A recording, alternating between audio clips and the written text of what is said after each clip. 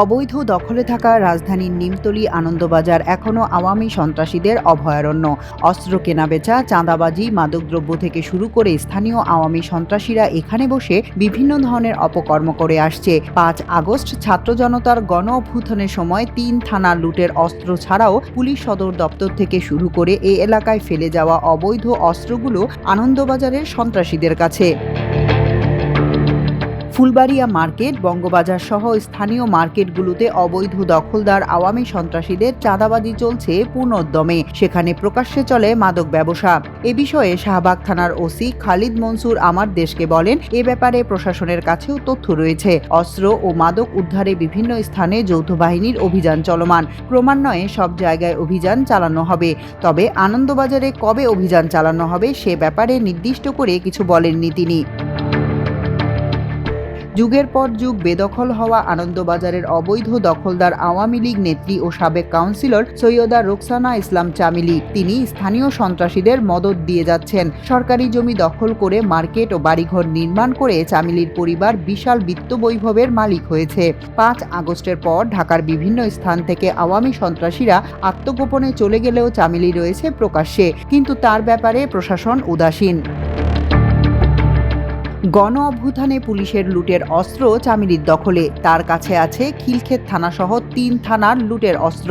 চামিলির সঙ্গে আওয়ামী লীগের পলাতক ডজন খানেক সন্ত্রাসী ওই এলাকায় আশ্রয় নিয়েছেন। তাদের মধ্যে একজন ওসমান আলী ওরফে ড্রাইভার ওসমান ওরফে জামাই ওসমান। তিনি রাজধানীর কাকরাইল শান্তিনগরের ১৮ নম্বর ওয়ার্ড আওয়ামী লীগের নেতা। চামিলি বর্তমানে আওয়ামী লীগ সংশ্লিষ্ট বিভিন্ন হোয়াটসঅ্যাপ গ্রুপে বেশ তৎপর। যদিও বিভিন্ন কেলেঙ্কারির সঙ্গে জড়িত থাকায় আওয়ামী লীগ তাকে দল থেকে বহিষ্কার করে। বিশেষ করে ঢাকা ৮ আসর নামক একটি গোপন হোয়াটসঅ্যাপ গ্রুপে চামিলির তৎপরতা দেখা যাচ্ছে। ওই গ্রুপে আওয়ামী লীগের ওয়ার্ড, থানা, মহানগর ও কেন্দ্রীয় নেতানেত্রীরা যুক্ত আছেন। গ্রুপটি ব্যবহার করে তারা দেশ বিরোধী বিভিন্ন কর্মকাণ্ড করছেন। শেখ হাসিনার নজরে পড়তে বেশি তৎপরতা দেখাচ্ছেন চামিলি। রাজধানীর প্রধান স্পটগুলোর মধ্যে আনন্দবাজার বস্তি অন্যতম, যেখানে নির্বিঘ্নে মাদক ব্যবসা চলছে। এখানে রয়েছে মাদক সম্রাজ্ঞী হিসেবে চিহ্নিত বানুর মাদক স্পট। তার সঙ্গে যোগাযোগ রয়েছে নিমতলী বস্তির সাবিনা ও পারুলের। যুগ যুগ ধরে বেদখল আনন্দবাজার। রাজধানীর পুরান ঢাকার বঙ্গবাজার সংলগ্ন আনন্দবাজার এলাকায় ৩.৯৭ একর রেলভূমি অবৈধভাবে দখল করে রেখেছে একটি প্রভাবশালী মহল। জমি উদ্ধারের জন্য রেলওয়ে কর্তৃপক্ষ আইনি লড়াই চালালেও দৃশ্যমান অগ্রগতি নেই। রাজুকের অনুমোদন ছাড়াই এই জমিতে গত ৫০ বছরে একের পর এক বাণিজ্যিক ভবন নির্মাণ করেছে অবৈধ দখলদাররা। আশ্চর্যের বিষয় হলো, সরকারি বিধি অমান্য করে এই জায়গায় অবৈধ ব্যবসায়ী ও বাসিন্দাদের নিয়মিত ট্রেড লাইসেন্স দিচ্ছে সিটি কর্পোরেশন। এই কাজের সঙ্গে ডেসকো, তিতাস, ওয়াসার কিছু অসাধু কর্মকর্তা কর্মচারীও জড়িত। রাজুকের অনুমোদন ছাড়াই সরকারের এতগুলো প্রতিষ্ঠানের নাকের ডগায় এই চরম অনিয়ম ও নৈরাজ্য, অথচ কারো টনক নড়ছে না।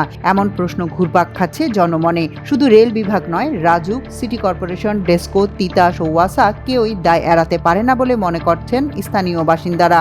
সে সময়ের অবৈধ দখলদারদের কেউ মারা গেলেও তাদের বংশধররা বর্তমানে আওয়ামী লীগ থেকে বহিষ্কৃত সংরক্ষিত মহিলা কমিশনার রোকসানা ইসলাম চামিলির স্বামী, ভাই, বোন ও ভগ্নিপতি জোটবদ্ধভাবে জমিগুলো দখল করে রেখেছেন। খোদ রাজধানীর কেন্দ্রস্থলে সরকারের মূল্যবান এই জমি দখল করে চাঁদাবাজি, মাদক ব্যবসা, পতিতাবৃত্তি সহ বিভিন্ন ধরনের সন্ত্রাসী কার্যক্রম পরিচালনা করে অঢেল সম্পদের মালিক হয়েছেন তারা।